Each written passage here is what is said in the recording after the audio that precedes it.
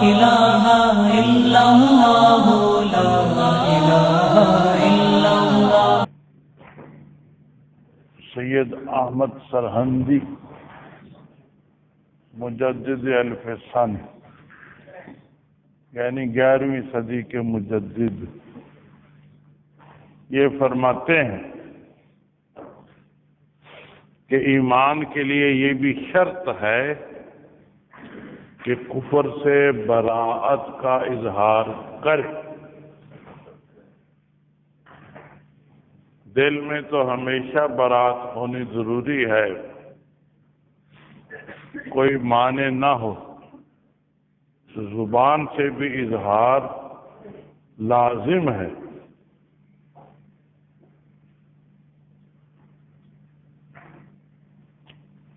وہ استدلال فرماتے ہیں اس آیت سے، قد کانت لکم اسوۃ حسنۃ فی ابراہیم والذین معہ اذ قالوا لقومہم انا براء منکم ومما تعبدون من دون اللہ، ہم بری ہیں تم سے بھی، تمہارے معبودوں سے بھی۔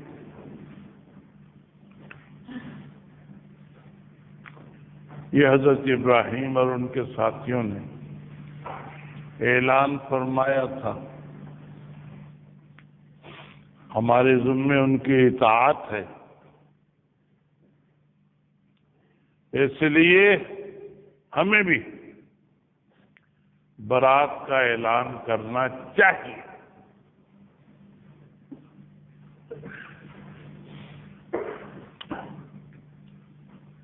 جمہور علماء اور مشائخ اس کے قائل ہیں کہ صراحتاً برات کا اعلان ضروری نہیں ہے، ضمناً برات ہو ہی جاتی ہے۔ جب توحید اختیار کی تو شرک سے برات ہو گئی، جب رسالت اختیار کی تو انکار رسالت سے برات ہو گئی، تو ضمناً ہو جاتی ہے، یہی کافی ہے۔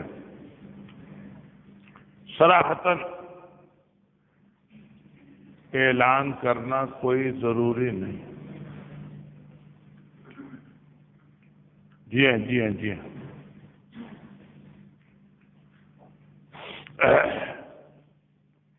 حضرت ابراہیم اور ان کے ساتھیوں کا اعلان کرنا یہ بیان اولا ہے، وجوب اس سے ثابت نہیں ہوتا۔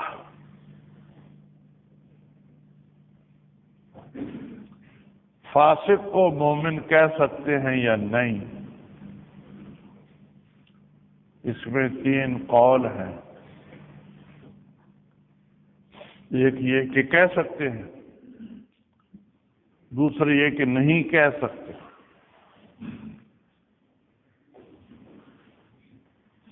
تیسرا یہ کہ مومن ناقص کہہ سکتے۔ صرف مومن کہیں گے تو مومن کامل کی طرف ذہن جائے گا، اس لیے مومن نہ کہے، مومن ناقص کہہ دے۔ راجح پہلا ہی قول ہے کہ کہہ سکتے ہیں، ایمان تو ہے اس کے اندر۔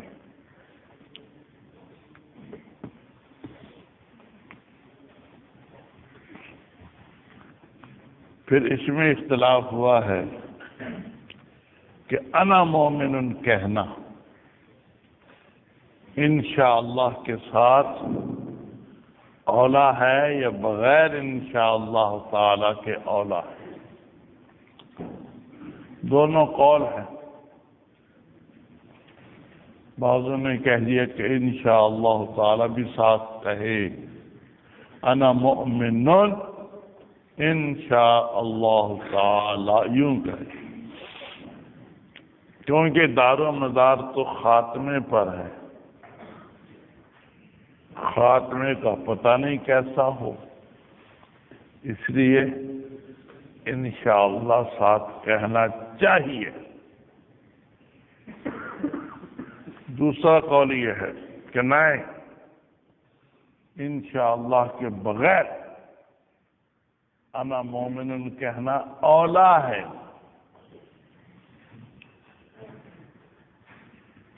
کیونکہ اس سے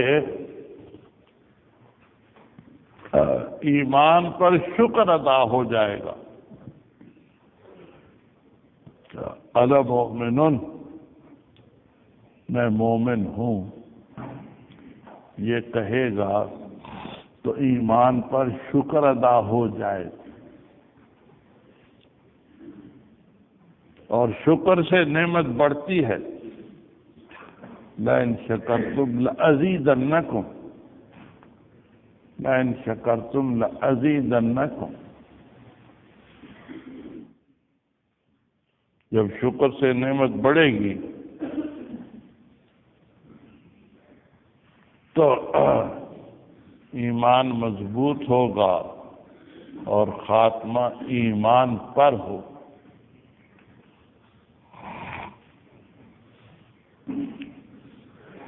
اس لیے انشاءاللہ کے بغیر کہنا چاہیے انا مؤمن۔ اسی لیے نبی پاک صلی اللہ علیہ وسلم نے ہمیں سکھایا کہ جب نہ کھاؤ پیو تو یہ پڑھو، الحمدللہ الذی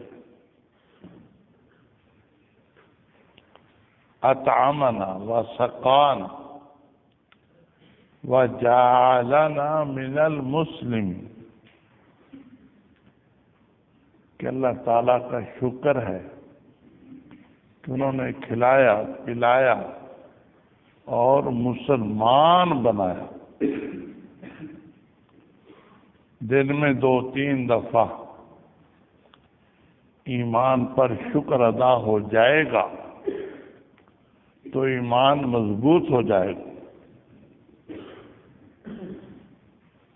لئن شکرتم لأزیدنکم،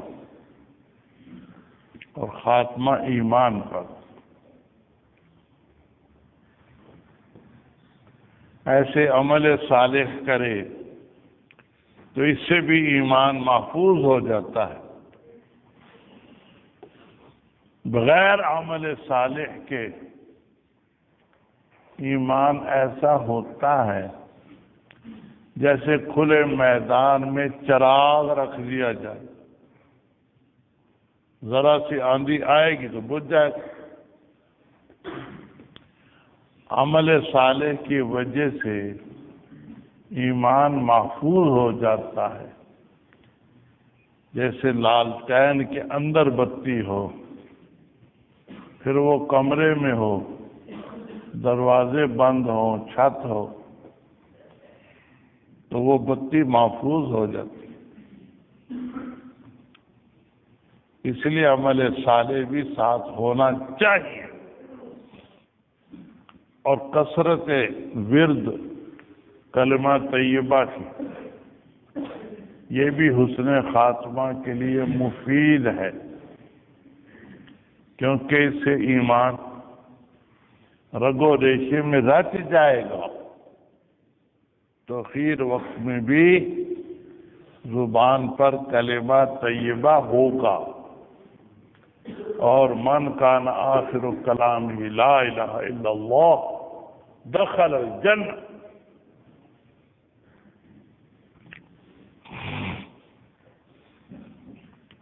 ایسے ہی عصر کی 4 سنتوں کا اہتمام بھی حسن خاتمہ کا ذریعہ ہے، کیونکہ ایسے شخص کے لیے نبی پاک صلی اللہ علیہ وسلم نے دعا فرمائی ہے، رحم اللہ امرأ صلی قبل العصر 4،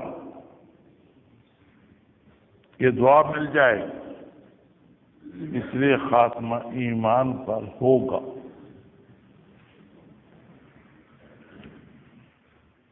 اس لیے انا مومن کہنا ہی اولا ہے، تاکہ شکر ادا ہو جائے ایمان موجود پر۔ بعضوں نے دونوں کو برابر کہہ دیا، خواہ کہہ دے انشاءاللہ یا نہ کہے دونوں برابر ہیں۔ انہوں نے دونوں کی دلیلوں کا لحاظ کر لیا، دونوں کی دلیلوں کا لحاظ کر لیا، اس لیے کہہ دیا کہ دونوں طرح برابر ہے۔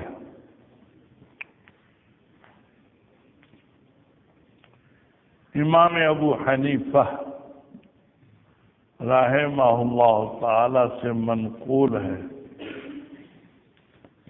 کہ وہ انا مومنون ہی کو پسند کرتے تھے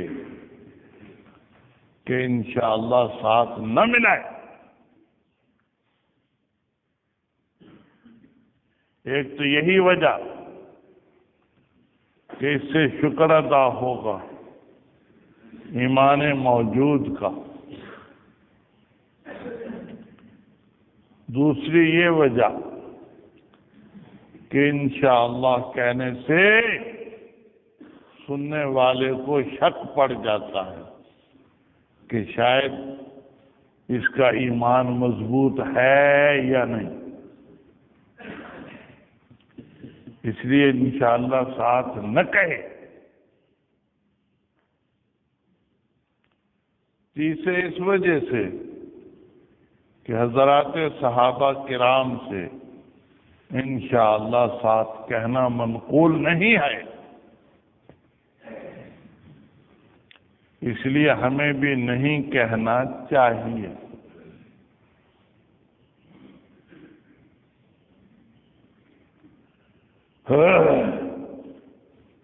چوتھے اس وجہ سے کہ جنہوں نے کہا ہے کہ انشاءاللہ ساتھ کہنا چاہیے، انہوں نے غلبہ حال میں کہہ دیا،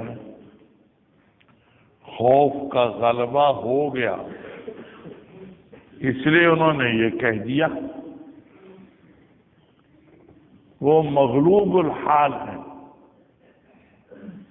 اور مغلوب الحال کا قول حجت نہیں ہوتا، مغلوب الحال کا قول حجت نہیں ہوتا، اس لیے انشاءاللہ ساتھ نہ کہنا چاہیے۔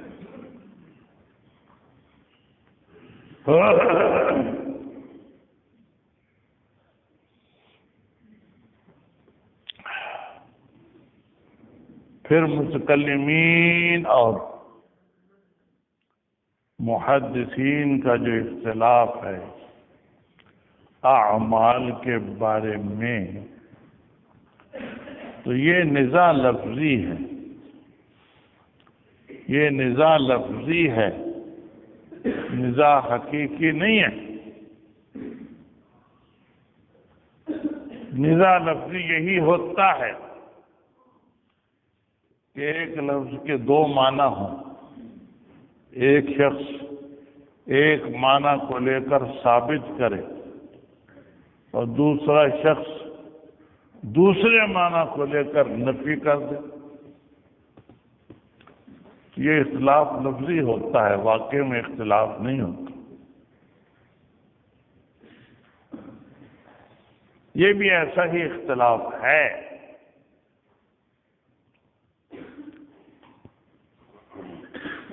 متکلمین جو کہتے ہیں کہ اعمال ایمان میں داخل نہیں، تو وہ ایمان سے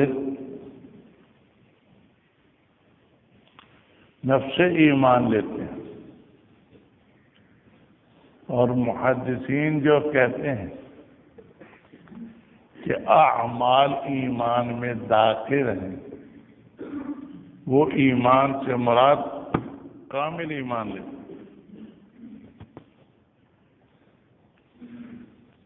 تو دونوں کے نزدیک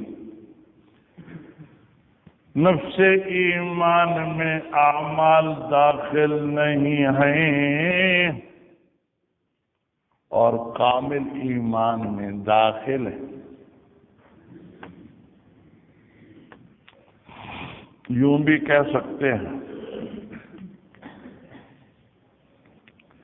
کہ جو کہتے ہیں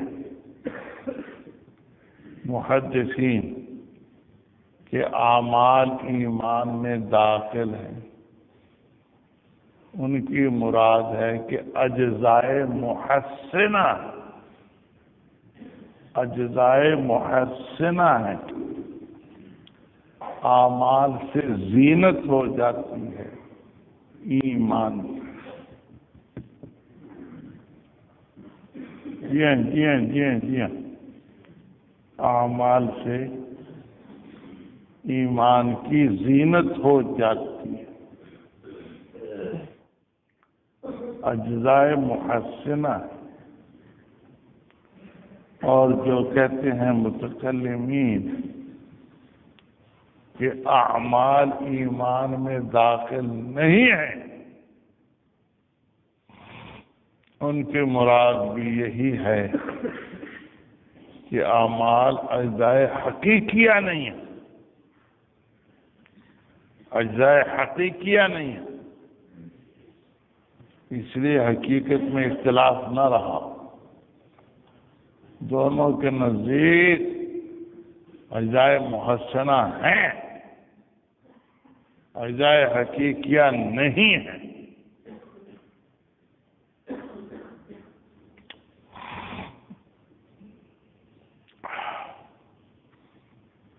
اور یہ اختلاف لفظی بھی ہے، اپنے اپنے زمانے کے حالات کی وجہ سے ہوا.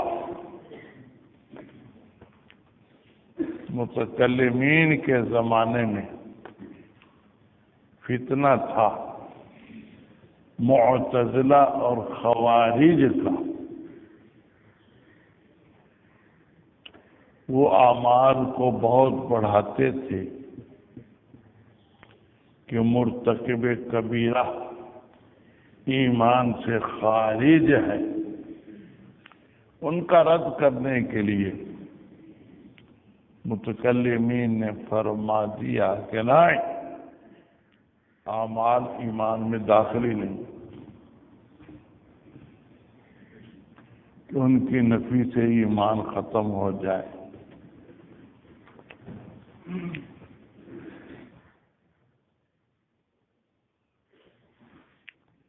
اور محدثین کے زمانے میں مرجئہ کا فتنہ تھا. مرجئہ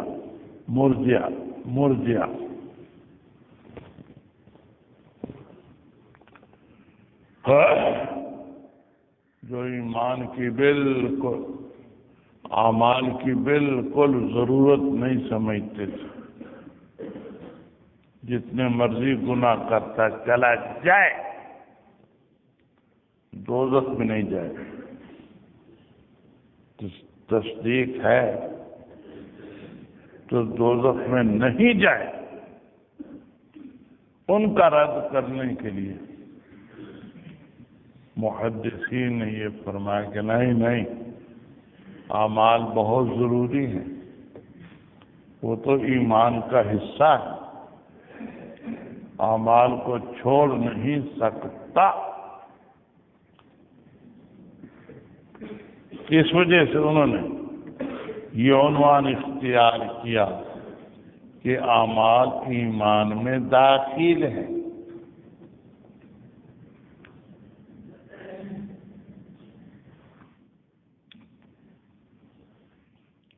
پھر بعضوں نے حنفیہ کو مرجئہ کہہ دیا. حنفیہ بھی مرجئہ ہے، حنفیہ بھی مرجئہ ہے.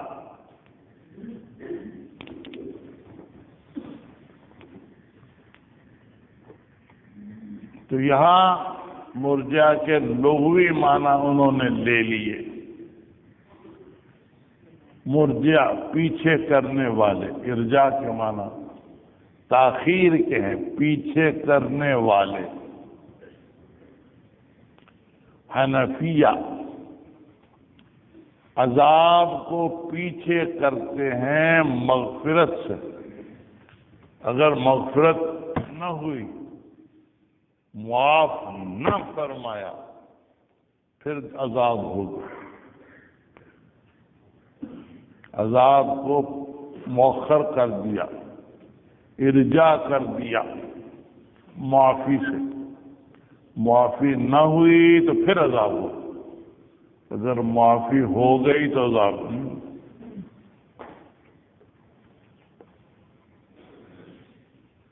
دوسری توجہ یہ ہے کہ لغوی مرجئہ کہتے ہیں کیونکہ حنفیہ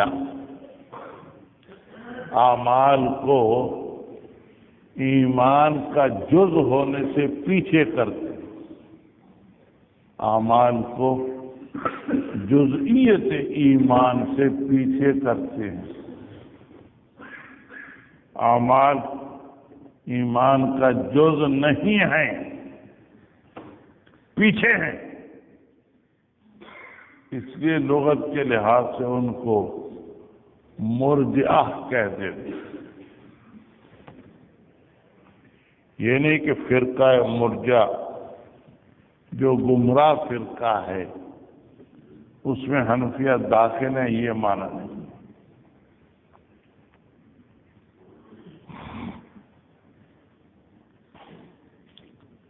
تیسری توجہ یہ ہے کہ بعض مرجئہ ایسے بھی گزرے ہیں جو عقائد میں مرجئہ تھے اور فروع میں اعمال میں حنفی تھے۔ عقائد میں مرجئہ، فروع میں حنفی۔ صرف ان کو حنفیہ مرجئہ کہتے تھے۔ یہ حنفی بھی ہیں، مرجئہ بھی ہیں، حنفی بھی ہیں، مرجئہ بھی ہیں، صرف ان کو مرجئہ کہتے تھے، سب حنفیہ کو مرجئہ نہیں کہتے تھے۔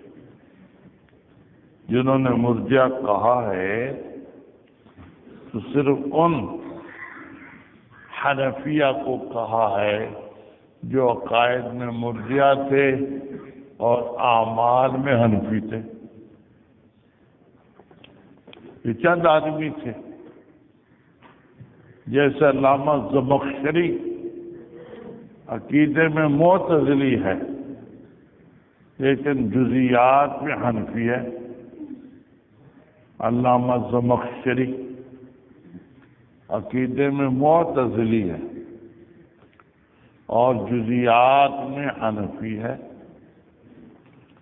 ایسے ہی بعض مرجئہ کا عقیدہ رکھنے والے عقیدے کے لحاظ سے مرجئہ میں داخل تھے اور فروع کے لحاظ سے حنفی تھے۔ صرف ان کو حنفی مرجئی کہا۔ حنفی مرجئی یہ حنفیہ مرجئہ ہیں۔ یہ نہیں مطلب کہ سارے حنفی مرجئہ، صرف وہ چند آدمی جو عقیدے میں مرجئہ بھی ہیں اور عمل میں حنفی بھی ہیں۔ سب حنفیہ کو انہوں نے مرجئہ نہیں کہا۔ جی ہاں۔ اب عبارت پڑھ لیجیے۔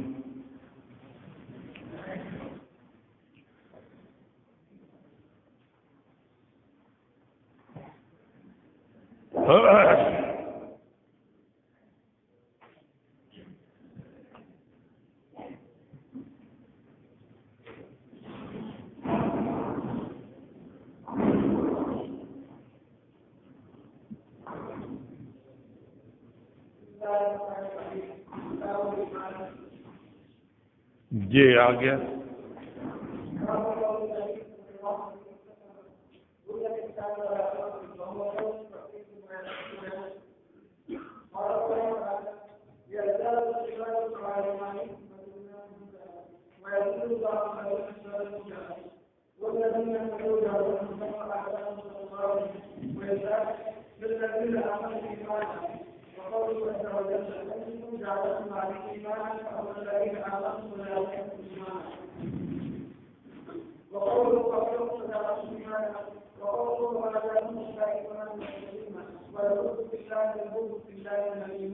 جی ہاں جی ہاں جی ہاں.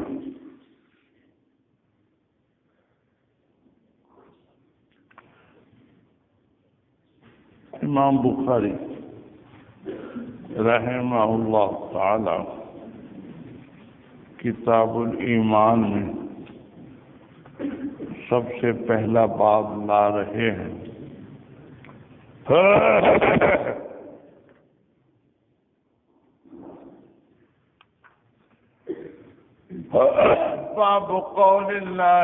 باب قول النبی صلی اللہ علیہ وسلم بنی الاسلام علی خمس.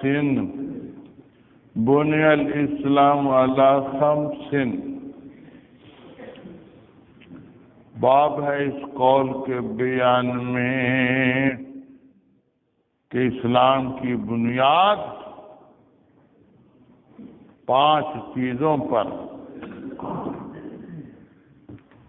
اسلام کی بنیاد 5 چیزوں پر، یعنی اسلام مرکب ہے 5 چیزوں سے.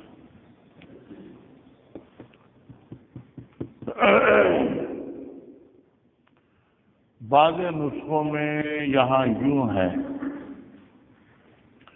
باب الایمان وقول النبی صلی اللہ علیہ وسلم. باب الایمان وقول النبی صلی اللہ علیہ وسلم. لیکن راجح نسخہ وہی ہے جس میں ایمان نہیں ہے. باب الایمان نہیں ہے بلکہ باب قول النبی صلی اللہ علیہ وسلم، کیونکہ کتاب الایمان تو پہلے کہہ دیا. کتاب الایمان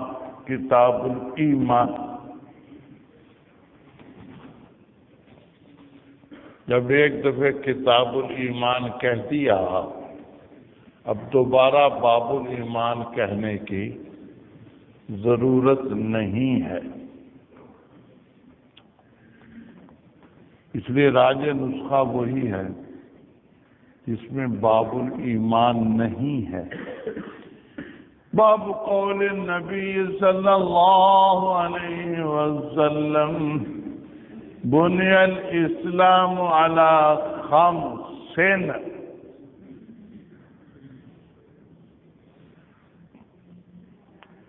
اس باب کی غرض کیا ہے؟ ایک غرض تو یہ ہے کہ امام بخاری اس باب میں مرجئہ کا رد کرنا چاہتے ہیں.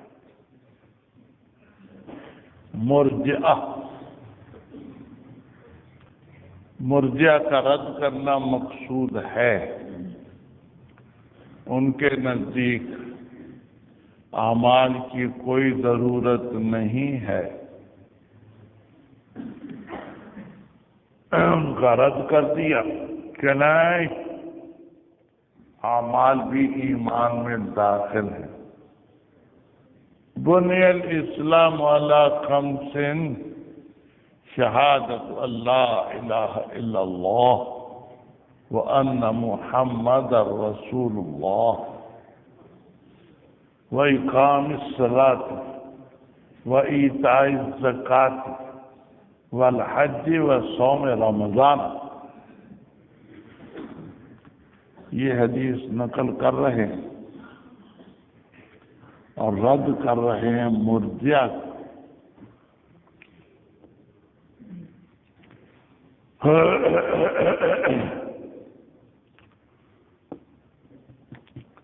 کہ ان کے نزدیک اعمال کی ضرورت نہیں ہے، یہ قول ان کا غلط ہے۔ ایمان تو اعمال سے مرکب ہے۔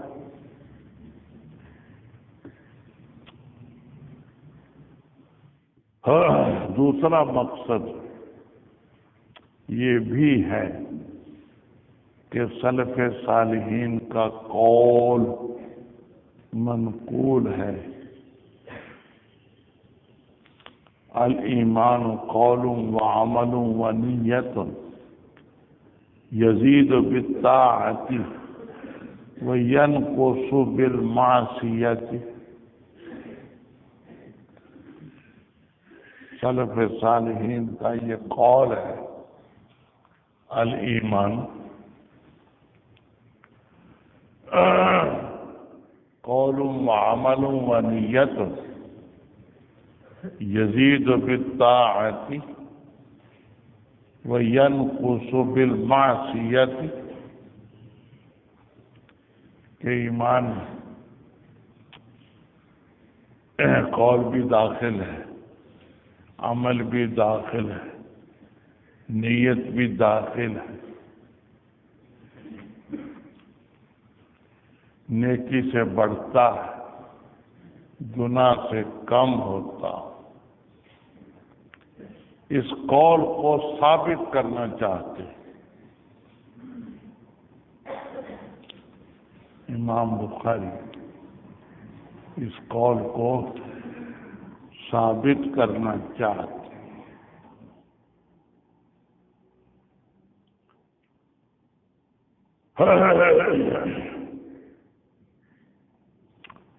تیسری غرض یہ بھی ہے کہ امام بخاری رحمہ اللہ تعالی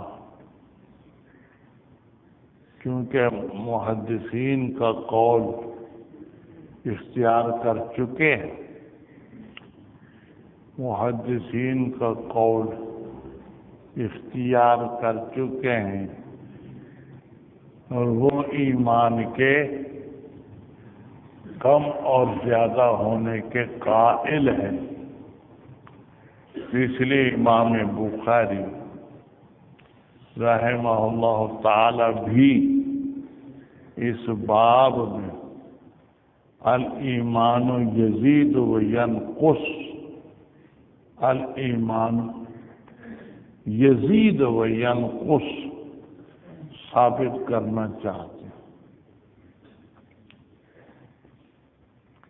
اور امام بخاری رحمہ اللہ تعالی کا قول بھی منقول ہے کہ میں 1000 سے زیادہ علماء سے ملا ہوں مختلف شہروں میں، وہ سب کہتے تھے کہ ایمان میں کمی بیشی ہوتی ہے،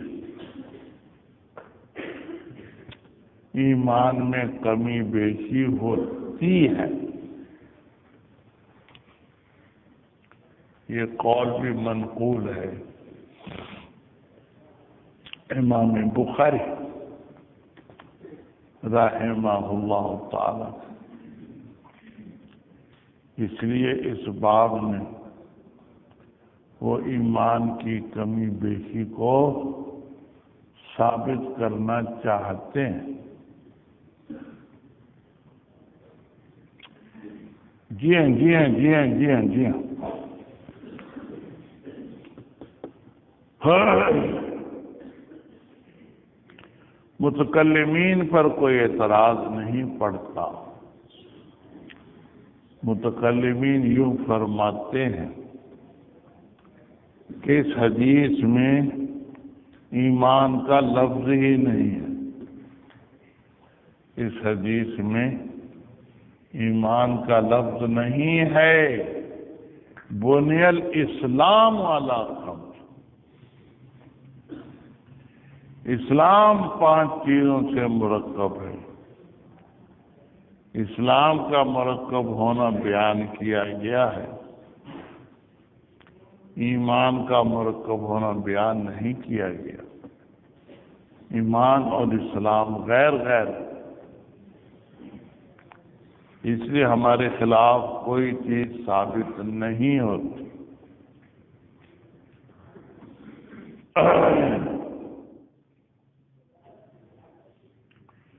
اور سلف صالحین کا جو قول ہے، جی ہاں کہ الایمان قول وعمل ونیت، الایمان قول وعمل ونیت، اس کا مطلب صرف یہ ہے کہ ایمان سے تعلق ہے، قول کا بھی، عمل کا بھی، نیت کا بھی، یعنی قول، عمل، نیت یہ ایمان کے آثار ہیں، انوار ہیں۔ یہ مطلب نہیں ہے کہ ایمان ان سے مرکب ہے، مرکب ہونے کا اس میں کوئی ذکر نہیں ہے، تعلق ہے۔ ایمان کا تعلق ہے قول سے بھی، عمل سے بھی، نیت سے بھی، اور یہ قول، عمل، نیت یہ ایمان کے انوار ہیں، آثار ہیں۔ اس لیے متکلمین کے خلاف کوئی بات ثابت نہیں ہوتی۔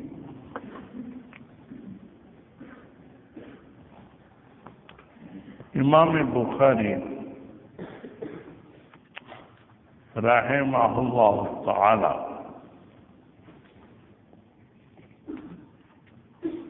سلف صالحین کا قول یوں نقل کر رہے ہیں، وَهُوَ قَوْلٌ وَفِعْلٌ وَيَزِيدُ وَيَنْقُصُ، وَهُوَ قَوْلٌ وَفِعْلٌ وَيَزِيدُ وَيَنْقُصُ۔ تو اس میں اچھا نہیں کیا امام بخاری رحمہ اللہ تعالی، قول و فعل کہہ دیا، حالانکہ سلف کے قول میں قول و عمل ہے، قول و عمل ہے، انہوں نے عمل کی جگہ فعل کر دیا، حالانکہ فعل میں اور عمل میں فرق ہے، پیچھے بتا دیا گیا کہ عمل میں اور فعل میں فرق، عمل اختیاری ہوتا ہے، فعل عام ہے، اختیاری ہو یا غیر اختیاری۔ عمل میں علم اور ارادہ شرط ہوتا ہے، فعل میں شرط نہیں ہے۔ عمل میں علم اور ارادہ شرط ہوتا، فعل میں شرط نہیں ہوتا۔ عمل میں دوام ہوتا ہے، فعل میں دوام کوئی شرط نہیں ہے، دوام ہو یا نہ ہو، فعل کا اطلاق ہو جاتا ہے۔ عمل میں اقوال داخل ہیں، فعل میں اقوال داخل نہیں۔ عمل میں اقوال بھی داخل ہیں، فعل میں اقوال داخل نہیں ہیں۔ پھر فعل میں تاثیر علی الغیر شرط ہوتی ہے، فعل عمل میں شرط نہیں ہوتی۔ تو عمل میں اور فعل میں تو 5 لحاظ سے فرق ہے۔ آپ نے عمل کی جگہ فعل کیوں رکھ دیا؟ سلف صالحین کے قول کو کیوں بگاڑ دیا؟ اعتراض خود امام بخاری کو۔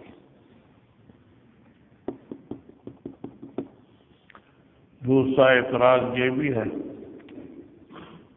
کہ ان کے قول میں تو نیت بھی ساتھ ہے، آپ نے نیت کو اڑا ہی دیا، وَهُوَ قَوْلٌ وَفِعْلٌ، بس ان کا قول تو ہے الایمان قول وعمل ونیت، 3 لفظ ہے، آپ نے نیت کو کھا لیا،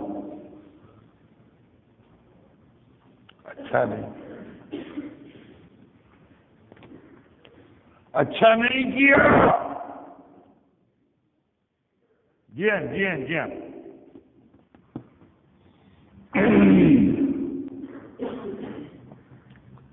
بعضوں نے نیت والے اشکال کا جواب بھی دیا، نیت والے اشکال کا جواب بھی دیا ہے کہ نیت کا ایمان میں داخل ہونا تو بالکل ظاہر تھا، اس لیے اس کو ذکر نہیں کیا۔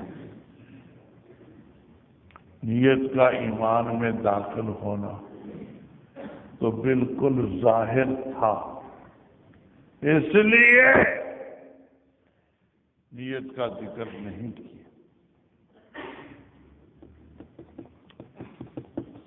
دوسرے، نیت میں کوئی اختلاف نہیں ہے کہ وہ ایمان میں داخل ہے یا نہیں، کوئی اختلاف نہیں، سب کے نزدیک نیت ایمان میں داخل ہے، نیت ایمان میں داخل ہے، نیت اور تصدیق کے بغیر تو ایمان ہوتا ہی نہیں۔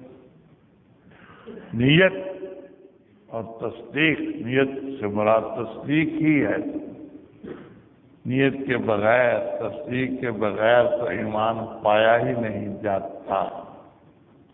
سب کے نزدیک نیت ایمان میں داخل ہے، کوئی اختلاف نہیں تھا، اس لیے اس کو بیان نہیں کیا۔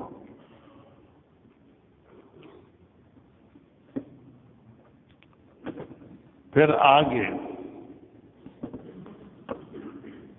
محدثین کی تائید کے لیے 8 آیتیں بیان کرتے ہیں، 8، ایک نہیں، 2 نہیں، 8 آیتیں ذکر کیے یہاں، جن سے مقصود محدثین کی تائید ہے۔ جی ہاں قال اللہ تعالی لِيَزْدَادُوا إِيمَانًا مَعَ إِيمَانِهِمْ لِيَزْدَادُوا إِيمَانًا مَعَ إِيمَانِهِمْ۔ ہم اس کا جواب دیتے ہیں، یہاں 2 ایمان مذکور ہیں، ایک نفس ایمان اور ایک کامل ایمان، دونوں کے درمیان مع ہے، ایمان مع ایمان، تو اس سے خود ہی نکل آیا کہ ایمان کے 2 درجے ہیں، ایک نفس ایمان ہے، ایک کمال ایمان ہے۔ نفس ایمان میں زیادتی نہیں ہوتی، کمال ایمان میں زیادتی ہوتی ہے۔ جی ہاں دونوں کے درمیان مع رکھ دیا اللہ تعالیٰ نے، مع سے بھی دونوں الگ الگ ہو گئے۔ لِيَزْدَادُوا إِيمَانًا مَعَ إِيمَانِهِمْ لِيَزْدَادُوا إِيمَانًا مَعَ إِيمَانِهِمْ ماں خود بتاتا ہے کہ یہاں دو ایمان الگ الگ ہیں، اڈ اڈ ہے، جدا جدا۔ جی ہاں پھر الفاظ بھی دونوں الگ قسم کے ہیں۔ ایمانن نکرہ، ایمان ہم معرفہ۔ ایمان کی اضافت ہے ہم کی طرف، معرفہ۔ اس سے مراد ان کا کسبی ایمان ہے، کسبی، جو انہوں نے کمایا، جو انہوں نے کمایا ہے۔ اور ایمانن یہ وہبی ہے، لِيَزْدَادُوا ایمانا مع ایمانہم۔ ان کا جو ایمان تھا کسبی، اس کے ساتھ اللہ تعالی زیادتی کرتے ہیں، وہ بھی ایمان عطا فرماتے ہیں، وہ بھی ایمان عطا فرماتے ہیں۔ کسبی نفس ایمان ہے اور وہ بھی کمال ایمان۔ کمال ایمان میں کمی زیادتی ہوتی ہے، نفس ایمان میں کمی زیادتی نہیں ہوتی۔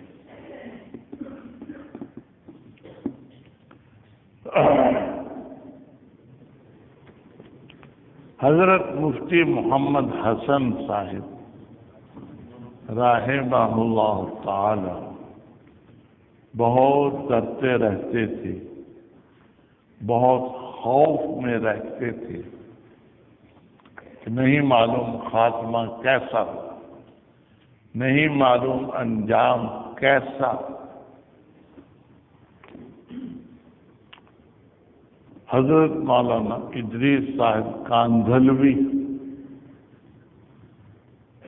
ایک دفعہ تشریف لے گئے حضرت مفتی محمد حسن صاحب کے پاس، پوچھا کہ یہ تو بتائیے جو ہمیں اس وقت ایمان حاصل ہے یہ وہبی ہے یا کسبی ہے؟ یہ وہبی ہے یا کسبی ہے؟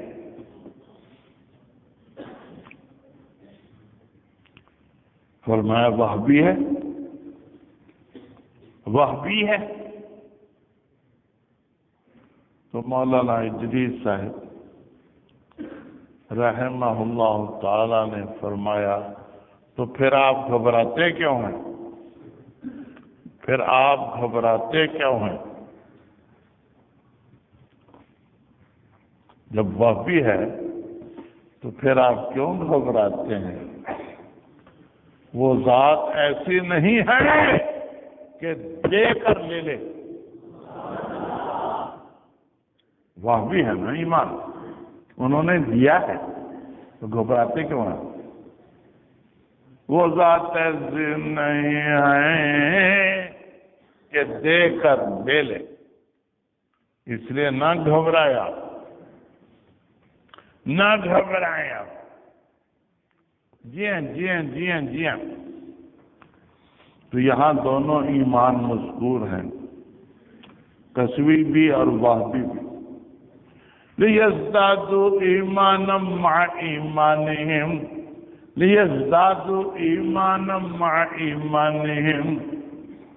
ان کا جو کسبی ایمان ہے ان کے ساتھ، اس کے ساتھ ہم وہبی ایمان بھی عطا فرما دیتے ہیں، اس کے ساتھ ہم وہبی ایمان بھی عطا فرما دیتے ہیں۔ کسبی ان کا نفس ایمان، وہبی ایمان کامل۔ تو زیادتی اس ایمان کامل میں ہوتی ہے، نفس ایمان میں زیادتی نہیں ہے۔ یہی متکلمین اور حنفیہ کا مذہب ہے کہ نفس ایمان میں زیادتی نہیں ہوتی، کمال ایمان میں زیادتی ہوتی۔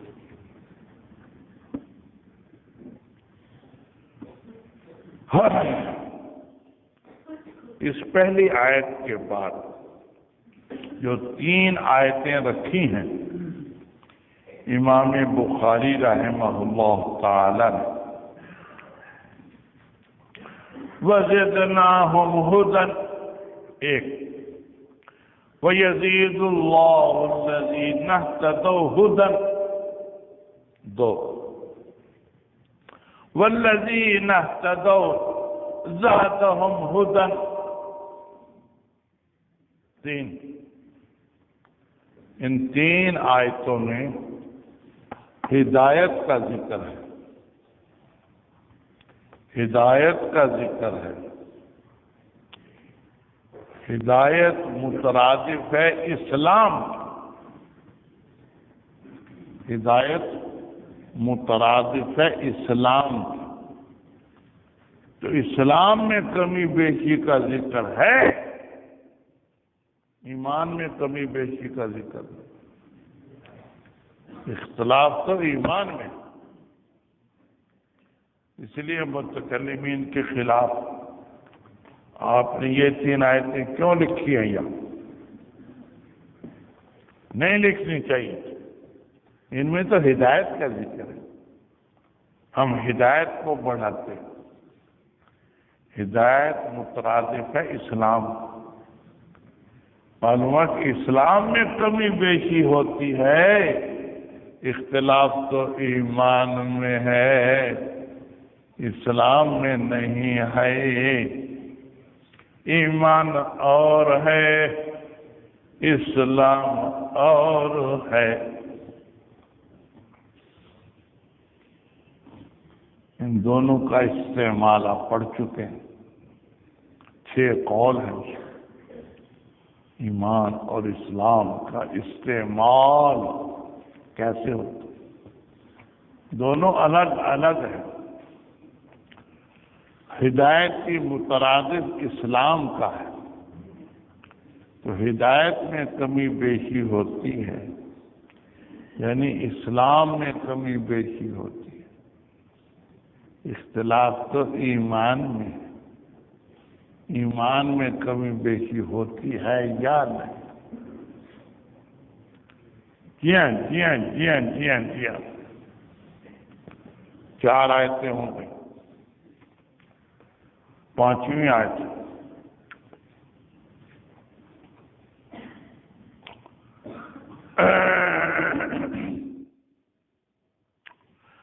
وَآتَاهُمْ تَقْوَاهُمْ، یہ تو پیچھے لگ گیا۔ وَيَزْدَادَ الَّذِينَ آمَنُوا إِيمَانًا أَيُّكُمْ زَادَتْهُ هَٰذِهِ إِيمَانًا فَأَمَّا الَّذِينَ آمَنُوا فَزَادَتْهُمْ إِيمَانًا وَاخْشَوْهُمْ فَزَادَهُمْ إِيمَانًا وَمَا زَادَهُمْ إِلَّا ایمانا و تسلیما۔ یہ 4 آیتیں یہ بھی بیان کر دی امام بخاری رحمہ اللہ تعالی۔ تو ان کے الگ جواب نہ بھی دیں تو وہ 8 جواب ہم پیچھے دے چکے ہیں، 8 توجیہیں ہم پیچھے کر چکے ہیں کہ جہاں کبھی زیادتی کا ذکر ہوتا ہے وہاں کیا معنی؟ جی ہاں جی ہاں جی ہاں، جہاں کمی زیادتی کا ذکر ہے قرآن پاک میں وہاں کیا کیا معنی ہے؟ ہم نے 8 معنی کر دیے، 8 معنی کر دیے۔ ان سب میں یہی ہے کہ نفس ایمان میں زیادتی نہیں ہے، دلائل میں ہے، استقامت میں ہے، انوار میں ہے، انشراح میں ہے، کمال میں ہے، دلائل میں ہے، جی اس کی تفصیل ہم کر چکے ہیں، 8 توجیہیں ہم کر چکے ہیں۔ تو ان 4 آیتوں کی ہم کوئی زائد توجیہیں نہ بھی کریں تو پھر بھی کوئی حرج نہیں ہے، کیونکہ ہم 8 توجیہیں پہلے ہی کر چکے، ہم 8 توجیہیں پہلے ہی کر چکے، باقی پھر صحیح انشاءاللہ۔